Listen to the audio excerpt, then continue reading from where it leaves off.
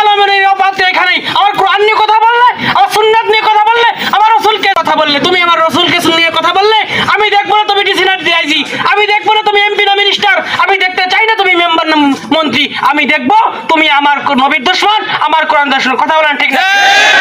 এই কোরআনুল কারীম যেটা আমাদেরকে পথ দেখাবে, জান্নাতের পথ দেখাবে, জাহান্নাম থেকে বাঁচাবে, আমাদের কাজে কর্মের মধ্যে যেটা আল্লাহ পাক রব্বুল আলামিন সন্তুষ্টি রয়েছে কোরআনুল কারীমের মাধ্যমে, এই কোরআনকে যারা অপমানিত করে তারা যদি আমার বাপ হয়ে থাকে, আমি নিজেদের গলায় ফাঁসি দেবো, আমি নিজেই তার গলায় তরবারি ধরবো। সে আমার বাপ, আপনি আমার বাপকে গালি দেন, আমার কোনো যায় আসে না। আপনি আমার মা নিয়ে কটূক্তি করেন, আমার কথা যায় আসে না। আপনি আমার নিয়ে কটূক্তি করেন, আমার কথা যায় আসে না। আপনি আমাকে হত্যা করেন, আমার কথা যায় আসে না। অন্য কোথাও কোথায় কি হয়েছে আমরা জানি না, আমাদের দেখার কোনো দরকার নাই।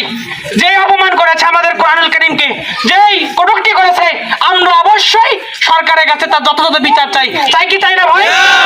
এবং পরবর্তী থেকে আমাদের বাসা যদি এরকম কোনো হয়ে থাকে, আমরা এর থেকে জঘন্যতম শাস্তির তাদের জন্য আমরা নিযুক্ত করবো। পারবো তো ইনশাআল্লাহ?